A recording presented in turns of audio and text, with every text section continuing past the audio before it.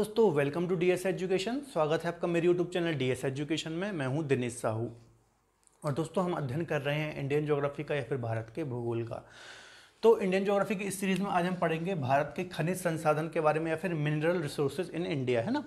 इससे पहले अभी करंट में मैंने वर्ल्ड ज्योग्राफी के अंतर्गत चट्टानों का एक चैप्टर कवर किया है, तो आप यदि उससे पहले जा करके देख लेंगे तो ये चैप्टर आपको और ज़्यादा अच्छे से समझ में आएगा, है ना। तो स्टार्ट करते हैं आज का टॉपिक खनिज संसाधन। तो खनिज संसाधन, खनिज संसाधन, ठीक है। जो खनिज संसाधन है इसमें दो वर्ड है, एक है खनिज और एक है संसाधन, ठीक है। तो इनको थोड़ा हम पहले समझते हैं आखिर होते क्या है। सबसे पहले खनिज को समझते हैं होता क्या है, ठीक है। तो देखिए, मैंने आपको बताया था जो चट्टानों का चैप्टर है, फिर उससे पहले भी हमने जो पृथ्वी की आंतरिक संरचना वगैरह के जो चैप्टर कवर किए हैं, ठीक है, उसमें हमने चर्चा की है जो पृथ्वी का भूपटल है ना, या फिर पृथ्वी की भूपरपटी है, भूपटल या फिर भूपरपटी, या फिर इसको हम क्या बोलते हैं, क्रस्ट भी बोलते हैं ना। क्रस्ट, मेंटल, कोर, तीन चीज़ होती हैं जिसमें एक होता है भूपटल, ऊपरी भाग जहाँ पर हम निवास करते हैं या फिर रहते हैं, ठीक है। तो जो पृथ्वी की भूपटल या फिर भूपरपटी है, ठीक है, ये अनेक तत्वों से मिलकर के बनी हुई है, अनेक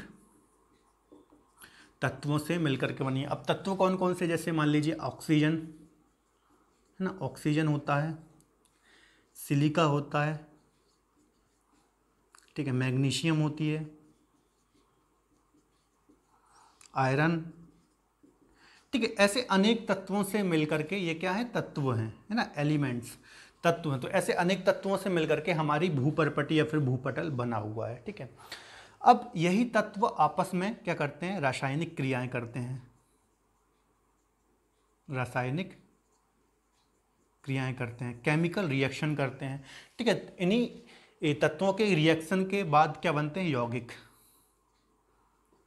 यौगिक, ठीक है। तो इन्हीं तत्वों और यौगिकों को, ठीक है, इन्हीं तत्वों और इन्हीं यौगिकों को संयुक्त रूप से या सम्मिलित रूप से बोला जाता है, या फिर इनके मिश्रण को बोला जाता है खनिज, ठीक है। बात समझ में आ गई। इनको ही क्या बोलते हैं हम, खनिज।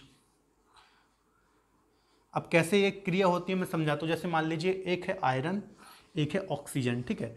तो यहां मैंने लिख दिया Fe, आयरन, है ना, ये क्या हो गया, आयरन, ठीक है, प्लस ऑक्सीजन हो गया, है ना, O, ठीक है। यही सम्मिलित रूप से क्या बनाते हैं, Fe3O4, है ना, ठीक है। तो ये हो गए, क्या हो गए, तत्व, ये हो गए एलिमेंट, ठीक है। ये क्या हो गए, तत्व।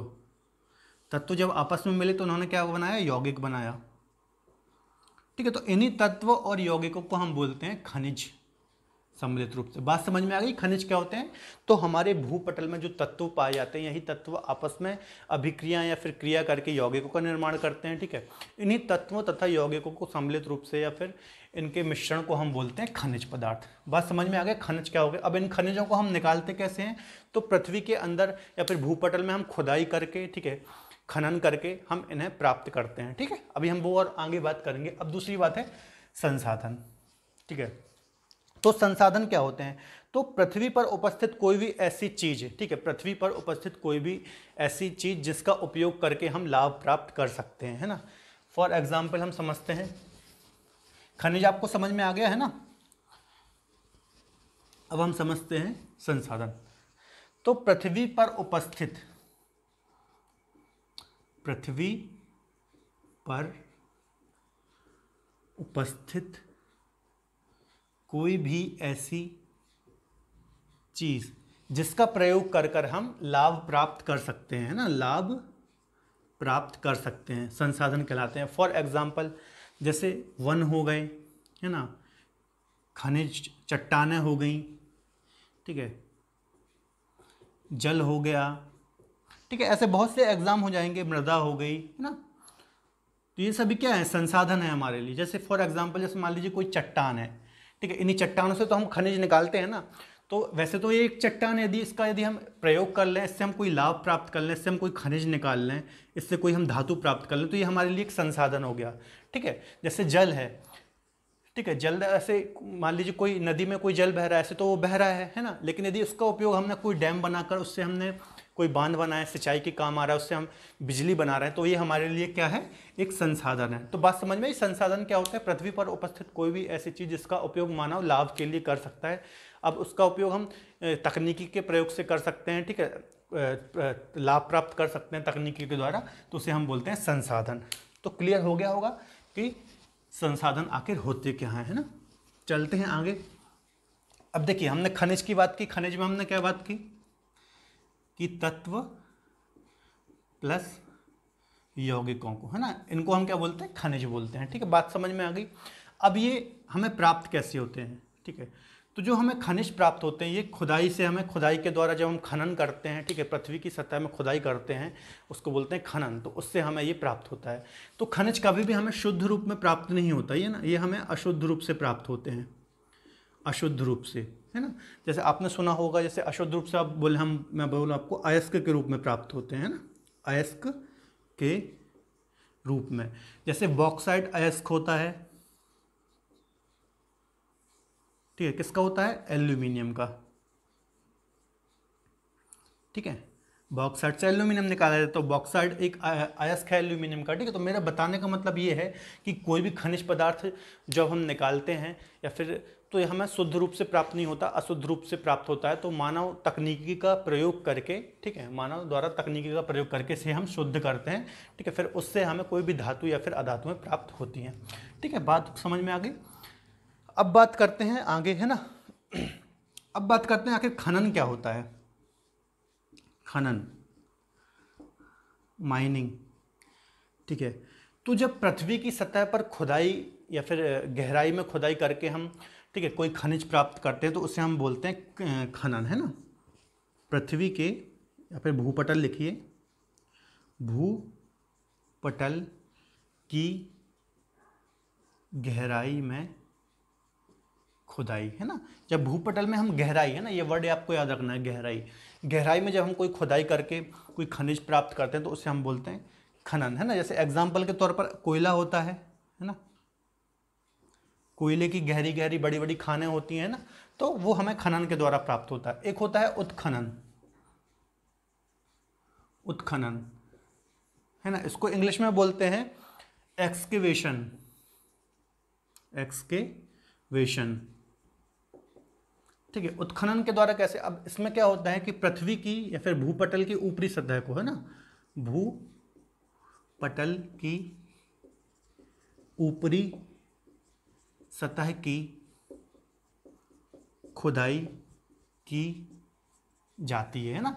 इसमें हमने खनन में क्या देखा था कि भूपटल की गहराई में हम खुदाई करते हैं, ठीक है, और इसमें हमने क्या देखा उत्खनन में कि भूपटल की ऊपरी सतह की खुदाई की जाती है। एग्जाम्पल जैसे आपने सुना होगा सिंधु घाटी का उत्खनन है, तो इसमें ऊपरी सतह को खोदा जाता है ना, तो उत्खनन ये होता है एक्सकेवेशन, ठीक है, खनन। अब एक होता है खान, ठीक है, तो खान क्या होता है, माइन इसको बोलते हैं, माइन। खान क्या होता है, जहां से हम कोई भी खनिज पदार्थ प्राप्त करते हैं, ठीक है, जहां से खनिज पदार्थ प्राप्त होता है, ठीक है, उसको बोलते हैं खान। जैसे बहुत सारी खान, लोहे की खान होती हैं, कोयले की खान होती है, ठीक है, तो जहाँ से हमें कोई खनिज पदार्थ प्राप्त होता है उसे हम बोलते हैं खान। तो बात समझ में आ गई, खनन, खान और उत्खनन वगैरह में क्या अंतर है, फिर क्या होते हैं, ठीक है। तो अभी तक हमने क्या पढ़ लिया, हमने पढ़ लिया खनिज पदार्थ क्या होते हैं, ये कैसे बने होते हैं, ठीक है, इसके अलावा संसाधन क्या होते हैं, ठीक है, इसके अलावा खनिज पदार्थ जो होते हैं हमें प्राप्त कैसे होते हैं, अशुद्ध रूप से प्राप्त होते हैं, हमने चर्चा की।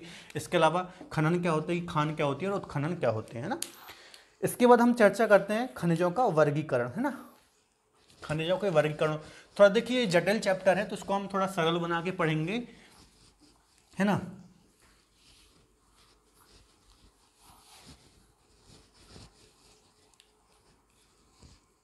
खनिजों का वर्गीकरण, है ना, वर्गीकरण या फिर क्लासिफिकेशन ऑफ मिनरल्स, है ना। सबसे पहला इसमें होता है धात्विक खनिज। धात्विक थोड़ा ऊपर से लिखता हूं मैं, यहीं पर हम समझते जाएंगे सारी चीजें, ठीक है। इनका हम क्या पढ़ रहे हैं, वर्गीकरण, वर्गीकरण, ठीक है। तो पहला हो जाएगा धात्विक खनिज, धात्विक खनिज, इसको इंग्लिश में क्या बोलेंगे, मेटेलिक मिनरल्स, है ना, ऊपर लिख देता हूं, मेटेलिक मिनरल्स ना। दूसरा हो जाएगा अधात्विक खनिज, अधात्विक, ठीक है, इसको क्या बोलते हैं, नॉन मेटेलिक मिनरल्स, है ना, नॉन मेटेलिक मिनरल्स। ठीक है, तीसरा हो जाएगा ऊर्जा खनिज, ऊर्जा खनिज, है ना, एनर्जी मिनरल्स। बात समझ में आ गई। एक हो गया, इसके 3 वर्गीकरण कर लिया, 1, 2 और 1, 3, है ना। पहला हो गया धात्विक खनिज, दूसरा हो गया अधात्विक खनिज, तीसरे हो गए ऊर्जा खनिज। ठीक है, धात्विक खनिज को बोलते हैं मेटेलिक मिनरल्स, ठीक है, अधात्विक खनिज को बोलते हैं नॉन मेटेलिक मिनरल्स, और ऊर्जा खनिज को बोलते हैं एनर्जी मिनरल्स, है ना। अब धात्विक खनिज कौन कौन से होते हैं समझते हैं। जैसे सोना हो गया, ठीक है, चांदी हो गई, ठीक है, सोना हो गया, चांदी हो गई, टंगस्टन हो गया, एल्यूमिनियम हो गया, है ना, मैग्नीज हो गई। ठीक है, तो ये सभी जो होते हैं, कॉपर हो गया, है ना, कॉपर हो गया, तो ये सभी जो होते हैं ये होते हैं धातु, है ना, इन्हें हम बोलते हैं धातु या फिर धातु, है ना, धात्विक खनिज। ठीक है, अब धात्विक खनिज की जो विशेषताएं होती हैं ये क्या होती हैं, तो ये भंगुर नहीं होते, ये भंगुर नहीं होते। भंगुर नहीं होते हैं का मतलब क्या है कि यदि आप इन्हें आप हथौड़े से ठोकोगे, पीटोगे, है ना, इन पे आप बल लगाओगे तो ये टूटेंगे फूटेंगे नहीं, है ना, ये टूटते नहीं हैं, टूटते नहीं हैं। टूटते नहीं है तो क्या होता है, ये अपना आकार चेंज करते हैं ना, आकार में बदलाव। ये भंगुर नहीं होते हैं का मतलब ये है कि आप जब इनको ठोकोगे पीटोगे, ठीक है, तो ये टूटते फूटते नहीं है। अभी हम जैसे अधातु में चर्चा करेंगे कि ये भंगुर होते हैं ना, इन पे आप यदि बल लगाओगे, हथौड़े से ठोकोगे तो ये टूट जाते हैं ना, परंतु जो धातुएं होती हैं ये टूटती नहीं है। ठीक है, इनका आकार चेंज हो जाता है। जैसे आप सोना चांदी कॉपर वगैरह आप देखते हैं, ठीक है, इनको यदि आप ठोकोगे तो इनका आकार चेंज होगा, ना कि ये टूटेंगे, है ना। आगे बात करते हैं, इनको जब हम गलाते हैं, ठीक है, गलाने पर धातुएं प्राप्त होती हैं। ठीक है, इनको गलाने से हमें धातुएं प्राप्त होती हैं। ठीक है, इसके अलावा ये प्राप्त हमें किस चट्टानों से होते हैं, तो आग्नेय तथा कायांतरित। ठीक है, आग्नेय तथा कायांतरित जो सेल होते हैं, फिर जो चट्टानें होती हैं, इनसे हमें धात्विक खनिज या फिर धातुएं प्राप्त होती हैं। ठीक है, इसलिए मैं बोल रहा था कि पहले आप वो जो मैंने चट्टानों वाला चैप्टर कवर किया है उसको आप जाकर देख लीजिए। ठीक है, आपने अभी भी नहीं देखा है तो आप देख सकते हैं बाद में। ठीक है, वर्ल्ड ज्योग्राफी की आप प्लेलिस्ट में जाइए, उधर आप देख सकते हैं कि जो चट्टानों वाला हमारा लेक्चर है ना। तो आग्नेय और कायांतरित सेलों से ये हमें प्राप्त होते हैं। ठीक है, यदि हम बात करें भारत की, तो जो हमारे यहाँ धारवाड़ क्रम की चट्टानें हैं ना, धारवाड़ क्रम की चट्टानें, ठीक है, तो धारवाड़ क्रम की चट्टानों में ये सर्वाधिक पाए जाते हैं और सर्वाधिक इनको निकाला जाता है धारवाड़ क्रम की चट्टानों से। किनको, खनिज पदार्थों को, वो भी किसको, धात्विक खनिज को। ठीक है, और आर्कियन जो चट्टानें होती हैं, आर्कियन चट्टानें, इन पर भी ये पाए जाते हैं बहुत मात्रा में। परंतु चूंकि आर्कियन प्रकार की चट्टानें हमने इंडियन ज्योग्राफी के ही सीरीज़ में ये चैप्टर कवर किया हुआ कि भारत की जो भूगर्भिक संरचना है पूरा हमने इसमें ये समझा है कि आर्कियन चट्टानें क्या होती हैं, धारवाड़ चट्टानें क्या होती हैं। तो यदि आपने वो वाले चैप्टर भी नहीं देखे तो आप देख सकते हैं, आपको जी चीज़ें और अच्छे से समझ में आएंगी ना। तो आर्कियन चट्टानें क्या होता है, इनका निर्माण कब हुआ था, पृथ्वी के सबसे स्टार्टिंग में, है ना, जब पृथ्वी ठंडी हुई थी, है ना, लावा के द्वारा। तो चूंकि ये चट्टानें कठोर होती हैं, इसलिए जो धात्विक खनिज होते हैं इनको इससे नहीं निकाला जाता। ठीक है, और धारवाड़ जो चट्टानें होती हैं इनका निर्माण किससे हुआ है, आर्कियन से ही हुआ है ना, आर्कियन चट्टानों से ही धारवाड़ का हुआ है। तो ये इनके कंपैरिजन में थोड़ा मुलायम होती हैं। ठीक है, इसलिए जो धात्विक खनिज हैं इनका सर्वाधिक निष्कासन किया जाता है धारवाड़ क्रम की चट्टानों से, है ना। धारवाड़ कर्नाटक का एक जिला है, चूंकि ये चट्टानें वहाँ पर सर्वप्रथम पाई गई थी इसलिए इनका नाम धारवाड़ चट्टानें होता है ना, या फिर धारवाड़ चट्टान इनको बोलते हैं। ठीक है, तो ये हो गई धात्विक खनिज की कुछ विशेषताएं, है ना, कहाँ से प्राप्त होती हैं, किन चट्टानों से प्राप्त होती हैं, इनकी क्या विशेषताएं हैं। अब हम बात करते हैं अधात्विक खनिज की। इनके एग्जाम्पल क्या हो जाएंगे, इनके एग्जाम्पल हो जाएंगे जैसे चूना पत्थर, चूना पत्थर, संगमरमर, है ना, संगमरमर हो जाएगा, मार्बल हो जाएगा, बलुआ पत्थर हो जाएगा, बलुआ पत्थर हो जाएगा। ठीक है, ये कुछ एग्जाम्पल हो गए इसके अधात्विक खनिज को। अब इसकी एक कुछ विशेषताएं देख लेते हैं। जैसे अभी मैंने आपको बताया था ये भंगुर होते हैं, है ना। भंगुर होते हैं का मतलब क्या है कि इन पर यदि आप हथौड़े से ठोकोगे पीटोगे तो ये टूट जाएंगे ना, जैसे चूना पत्थर हो गया, संगमरमर, इनको आप ठोकोगे तो ये टूट जाएंगे, तो ये भंगुर होते हैं। ठीक है, इसके अलावा ये अवसादी चट्टानों से प्राप्त होते हैं, अवसादी चट्टानों से, है ना। तो ये किससे, ये आग्नेय या फिर आग्नेय चट्टानों से प्राप्त नहीं होती, ये अवसादी चट्टानों से ये हमें प्राप्त होते हैं। ठीक है, अधात्विक खनिज। ठीक है, बात समझ में आ गई। ठीक है, इसके अलावा इनका धातुओं से कोई संबंध नहीं है ना। तो कुछ इतने ही पॉइंट हैं इसके अंतर्गत। ये अवसादी चट्टानों से हमें प्राप्त होते हैं, ये भंगुर होते हैं, और ये कुछ इसके एग्जाम्पल है ना। आगे चलते हैं, ऊर्जा खनिज क्या होते हैं। ऊर्जा खनिज है ना, तो ऊर्जा खनिज जो होते हैं इसके अंतर्गत एग्जाम्पल हो जाएंगे, जैसे कोयला हो गया, है ना, पेट्रोलियम हो गया। ठीक है, ये सभी आ जाते हैं पेट्रोलियम में, फिर प्राकृतिक गैस वगैरह हो गई, ये हो जाते हैं ऊर्जा खनिज। ठीक है, तो इसके अंतर्गत जो ये होते हैं, ठीक है, ये होते हैं ईंधन के रूप में यूज होते हैं ना। ये क्या होते हैं, ईंधन होते हैं, ये ईंधन होते हैं ना, ईंधन के रूप में हम इसे यूज करते हैं, तो ये ऊर्जा खनिज होते हैं। ठीक है, इसके अलावा ये अवसादी चट्टानों से हमें प्राप्त होते हैं। ठीक है, तो ये अवसादी चट्टानों, देखिए इसमें भी हम दो कैटेगरी में समझ सकते हैं। ठीक है, एक हो सकते हैं जीवाश्म ईंधन, एक होते हैं जीवाश्म ईंधन। जीवाश्म ईंधन के अंतर्गत क्या क्या आ जाएगा, जीवाश्म ईंधन के अंतर्गत कोयला आ जाएगा, है ना, पेट्रोलियम आ जाएगा। ठीक है, ये आ जाएगा कोयला और पेट्रोलियम जीवाश्म ईंधन के अंतर्गत। ये क्या अवसादी चट्टानों से प्राप्त होते हैं ना, अवसादी चट्टानों से प्राप्त होते हैं। और कुछ आ जाएंगे आणविक ईंधन, आणविक ईंधन, है ना। आणविक ईंधन के अंतर्गत क्या क्या जाएगा, जैसे यूरेनियम, है ना, यूरेनियम हो जाएगा, थोरियम हो जाएगा, प्लूटोनियम, है ना, प्लूटोनियम, ग्रेफाइट। ठीक है, तो ये सारे हो जाएंगे ऊर्जा खनिज के अंतर्गत आ जाते हैं। इनको भी हम दो प्रकार से समझ सकते हैं, एक जीवाश्म ईंधन, एक आणविक ईंधन ना। जीवाश्म ईंधन के अंतर्गत क्या कहा जाता है, कोयला, पेट्रोलियम वगैरह, ये हमें अवसादी चट्टानों से प्राप्त होते हैं। और आणविक ईंधन के अंतर्गत आ जाता है यूरेनियम, थोरियम, प्लूटोनियम, ग्रेफाइट, है ना। तो ये हो जाएंगे हमारे ऊर्जा ईंधन, है ना, या फिर ऊर्जा खनिज। बात समझ में आ गई। हमने तीन कैटेगरी में समझा, एक होते हैं धात्विक खनिज, एक होते हैं अधात्विक खनिज, और एक होते हैं ऊर्जा खनिज। ठीक है, अब देखिए धात्विक खनिज में भी दो कैटेगरी में हम इसको समझ सकते हैं ना। तो यहीं पे मैं बता देता हूँ, धात्विक खनिज में भी दो कैटेगरी होती हैं। ठीक है, इसको यहाँ से पैक कर दीजिए। ठीक है, इसमें भी दो कैटेगरी होती हैं धात्विक खनिज में। एक होती हैं लौह धात्विक खनिज, एक होते हैं लौह धात्विक खनिज, और एक होते हैं अलौह धात्विक, अलौह धात्विक खनिज। बात समझ में आई। एक होते हैं लौह धात्विक खनिज और एक होते हैं अलौह धात्विक खनिज। लौह धात्विक खनिज क्या होते हैं, ऐसे खनिज, मतलब ऐसे धात्विक खनिज जिसमें लोहे का अंश होता है ना, लोहे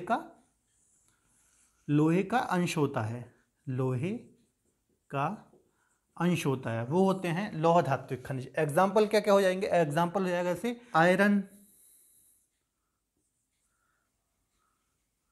आयरन,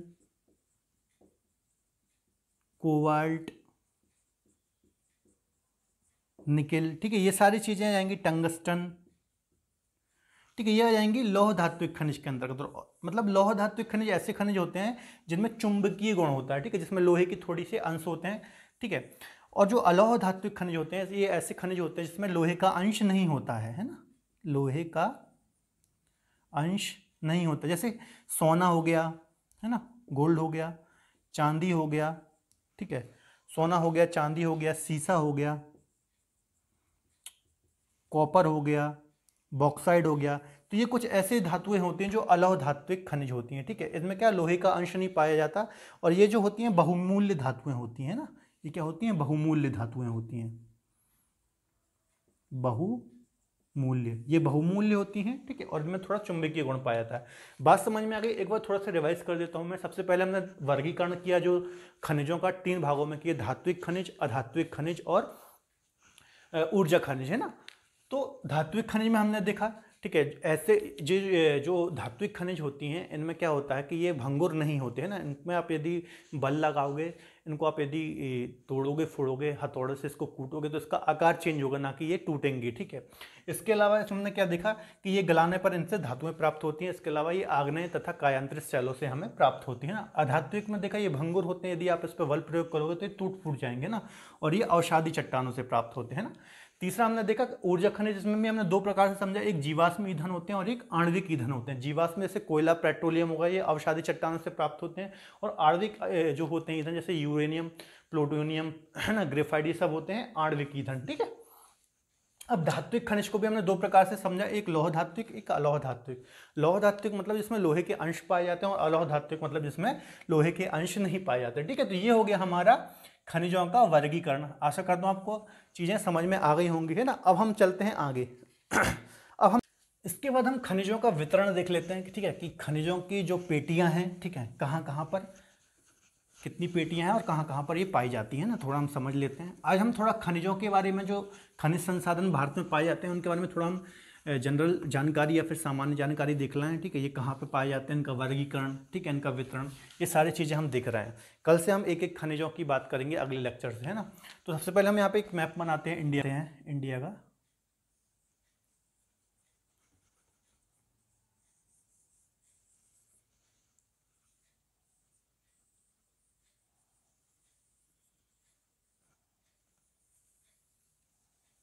ठीक है। ठीक है। तो इसमें हम समझते हैं कि कहाँ कहाँ पर कौन कौन सी पेटियां। ठीक है। तो मुख्यतः हम देखें तो 6 पेटियां हैं, है ना, 6 पेटियां हैं खनिजों की। ठीक है। हम क्या पढ़ रहे हैं, हम पढ़ रहे हैं खनिजों का वितरण, है ना। खनिजों का वितरण, आप इसमें हेडिंग डाल लीजिए, खनिजों का वितरण। ठीक है। मुख्यतः 6 पेटियां हैं यहाँ पर। ठीक है। सबसे पहले है उत्तर पूर्वी प्रायद्वीपीय पेटी। ठीक है। तो यहाँ पर जो वाली पेटी है, यहाँ मैं लाल पेन से बनाते जाता हूँ, उत्तर पूर्वी, है ना। पहले यहाँ पे मैं डाल रहा हूँ उत्तर पूर्वी प्रायद्वीपीय पेटी, है ना, उत्तर पूर्वी प्रायद्वीपीय पेटी, है ना। तो जो ये झारखंड का जो छोटा नागपुर वाला एरिया है ना, ये वाला, ठीक है, तो ये वाली जो पेटी है, ठीक है, इसमें 1 नंबर डाल लीजिए, है ना। ऐसे ही आप मैप बना लीजिए। इसको बोलते हैं उत्तर पूर्वी प्रायद्वीपीय पेटी। इसमें कौन कौन से स्टेट आ जाते हैं, पहले तो मुख्यतः झारखंड आ जाएगा, है ना, ठीक है, पश्चिम बंगाल आ जाएगा, ठीक है, झारखंड हो गया, पश्चिम बंगाल हो गया, छत्तीसगढ़ का कुछ भाग आ जाएगा, ठीक है, छत्तीसगढ़ का कुछ भाग आ जाएगा। इसके अलावा पश्चिम बंगाल, है ना, ये इतने स्टेट आते हैं। एक राज्य और है इसमें, उड़ीसा, है ना, उड़ीसा, उड़ीसा, ठीक है। तो इतने राज्य आ जाते हैं इसके अंतर्गत। ठीक है। और देखा जाए तो सर्वाधिक संपन्न है ये, है ना, ये वाला जो है ना, ये वाली जो पेटी है उत्तर पूर्वी प्रायद्वीपीय पेटी, ये खनिजों की दृष्टि से सर्वाधिक संपन्न हो। यहाँ से कोयला भी निकाला जाता है, ठीक है, यहाँ से लोहा भी निकाला जाता है। और आप देखते होंगे झारखंड उड़ीसा वाला जो एरिया है, सबसे संपन्नता यहाँ पर पाई जाती है खनिजों की दृष्टि से, है ना। तो भारत की सबसे संपन्न पेटी है, इसे भारत का रूर प्रदेश भी कहा जाता है। ठीक है। एक तो संपन्न पेटी और इसे रूर प्रदेश भी कहा जाता है भारत का, है ना, रूर प्रदेश। तो ये आप अलग से पॉइंट डाल लीजिएगा। ठीक है। दूसरी यदि हम देखें पेटी, दूसरी पेटी हो जाएगी मध्य पेटी, है ना, दूसरी हो जाएगी मध्य पेटी, मध्य पेटी। ठीक है। इसमें कौन कौन से स्टेट आ जाएंगे, तो इसमें आप देख लीजिए, आप ये वाला बना लीजिए इस प्रकार से। इसमें मध्य प्रदेश भी आ जाएगा, ये वाला हिस्सा, है ना, ये वाली नंबर 2 पेटी हो गई। ठीक है। इसमें क्या क्या आ जाएगा, इसमें आ जाएगा मध्य प्रदेश आ जाएगा, MP आ जाएगा, ठीक है, तेलंगाना आ जाएगा, ठीक है, महाराष्ट्र आ जाएगा, ठीक है, आंध्र प्रदेश आ जाएगा, ठीक है, ये, और कुछ छत्तीसगढ़ का पार्ट भी इसमें आता है ना, छत्तीसगढ़ का इसमें भी आता है और इसमें भी आता है, तो छत्तीसगढ़ भी आ जाएगा इसमें, छत्तीसगढ़। ठीक है। कौन कौन से होगा, देखिए यहाँ पर आंध्र प्रदेश है, यहीं पर तेलंगाना है, यहीं पर महाराष्ट्र है, और यहीं पर छत्तीसगढ़ है, और यहीं पर मध्य प्रदेश है। ठीक है। तो इतने राज्य आ जाएंगे मध्य पेटी के अंतर्गत, है ना। बात समझ में आ रही है, कुछ भी रटना नहीं है, मैप से देखते चलना है ना। ठीक है। उसके बाद अगली पेटी हो जाएगी दक्षिणी पेटी, तीसरी हो जाएगी साउथ बेल्ट या फिर दक्षिणी पेटी, है ना। दक्षिणी पेटी में मुख्यतः 2 राज्य हैं यहाँ पर देखें तो, ठीक है, यहाँ पर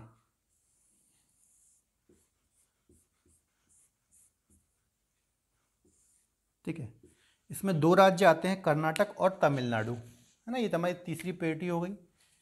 कौन कौन से आते हैं? कर्नाटक और तमिलनाडु, ठीक है। तो ये हमारी हो गई दक्षिणी पेटी, है ना। इसके बाद आती है दक्षिण पश्चिम पेटी, तीसरा, चौथा हो गया ना, दक्षिण पश्चिमी पेटी, ठीक है, दक्षिण पश्चिमी पेटी। इसमें कौन कौन सी, इसमें पहले मैं आपका डायग्राम बना दूं यहाँ पर, है ना। ये वाली जो पेटी है यहाँ पर, ये वाली यहाँ पर, है ना, इसमें केरल भी आ जाएगा, ठीक है। ये हो गई हमारी चौथे नंबर की पेटी। इसमें आ जाएगा केरल, कर्नाटक, गोवा, ठीक है। इतने राज्य आ जाते हैं इसमें, केरल, कर्नाटक और गोवा, ठीक है। ये वाली होगी चौथी। अगली 5वीं पेटी हमारी हो जाएगी यहाँ पर, है ना, पश्चिमी पेटी, ये वाला, ठीक है। ये कौन सी होगी? 5वीं। कौन सी पेटी हो गई? ये पश्चिमी पेटी, है ना, 5वें नंबर की। इसमें आएंगे राजस्थान, गुजरात, 5वां, पश्चिमी पेटी, पश्चिमी पेटी। इसमें आ जाएगा राजस्थान, ठीक है, गुजरात और अरावली रेंज वगैरह जो है ना, ये पूरा पार्ट आ जाएगा, मतलब मुख्यतः मतलब राजस्थान और गुजरात का ये वाला, ठीक है। तो ये 5 मुख्य पेटियां हैं, ठीक है। और एक और 6वीं जो हो जाएगी, इसमें आ जाएगा अन्य जो पेटियां हैं ना, अन्य, जैसे इसमें आ जाएगा हिमालय वाला पार्ट, है ना, हिमालय वाला पार्ट आएगा, और जो अपतटीय एरिया है, अपतटीय क्षेत्र, है ना, अपतटीय से समुद्र के किनारे वगैरह, समुद्री एरिया, और हिमालय वाला क्षेत्र है ये वाला, ठीक है, ये वाला। तो ये आ जाएगा 6वां एरिया हमारा, ये हिमालय वाला हो गया, और जो यहाँ पे ये अपतटीय वगैरह एरिया है यहाँ पर, ठीक है, ये आ जाएगा हमारा 6वां एरिया हो जाएगा, ठीक है। तो ये 6 मुख्यतः पेटियाँ हैं जो खनिजों के संबंध में। एक बार रिवाइज कर लेते हैं। पहला हो जाएगा उत्तर पूर्वी पेटी, है ना, इसे या फिर उत्तर पूर्वी प्रायद्वीपीय पेटी कहती है। सबसे ज़्यादा समृद्ध यदि हम देखें खनिजों की दृष्टि से तो यही वाली पेटी है ना। इसे भारत का रूर भी कहा जाता है, ठीक है। इसमें झारखंड, पश्चिम बंगाल, उड़ीसा, बिहार, है ना, ये सारे राज्य आ जाते हैं। बिहार नहीं है, झारखंड, पश्चिम बंगाल, छत्तीसगढ़, है ना, ये सारे एरिया जाते हैं। और आप देखते होंगे सबसे ज़्यादा जो खनिज की दृष्टि से संपन्न यही वाले राज्य हैं ना। तो ये पहली हो गई। दूसरी हो गई मध्य पेटी, इसमें मध्य प्रदेश, तेलंगाना, आंध्र प्रदेश, महाराष्ट्र, छत्तीसगढ़, ये सारे पार्ट जाते हैं। तीसरी हमारी हो गई एक दक्षिणी पेटी, है ना, इसमें हमारे तमिलनाडु और कर्नाटक का भाग आता है। चौथी जो हो गई, इसमें गोवा, कर्नाटक और केरल ये राज्य जाते हैं ना। अगली हमारी 5वीं पेटी है पश्चिमी पेटी, इसके अंतर्गत गुजरात और राजस्थान के भाग आ जाते हैं। और 6वीं में अन्य को हम रखेंगे, इसमें हिमालय और अपतटीय एरिया, जहां हम समुद्री भाग से पेट्रोलियम वगैरह निकालते हैं, वो सारे आ जाएंगे इसके अंतर्गत, ठीक है। तो ये खनिजों का वितरण था, ये 6 पेटियां थी, ठीक है। तो ये भी आपको याद रखना है, ठीक है। इसके अलावा दोस्तों जो खनिज संसाधन है, ठीक है, संविधान के अनुसार इन पर राज्यों का स्वामित्व होता है, ठीक है। तो जिस भी राज्य में जो खनिज वगैरह निष्कासन किया जाता है, ठीक है, उनमें स्वामित्व किसका होता है? राज्यों का होता है ना, राज्य इनके स्वामी होते हैं, ठीक है। इसके अलावा जो अपतटीय एरिया वगैरह जो होते हैं, ठीक है, इन पर अधिकार होते हैं, जो अपतटीय क्षेत्र होते हैं, समुद्री क्षेत्र वगैरह है, ठीक है, इस पर जो स्वामित्व होता है वो केंद्र सरकार का होता है, या फिर इन पर जो नियम बनाने की शक्ति होती है वो केंद्र सरकार की होती है। तो ये बात भी आपको याद रखना है, ठीक है। तो दोस्तों आज के लिए इतना ही, ठीक है। आगे हम और भी खनिजों के बारे में डिटेल में चर्चा करेंगे, एक एक खनिज को समझेंगे अच्छे से, कहाँ पर पाए जाते हैं, ठीक है, क्या खासियत है किस खनिज की।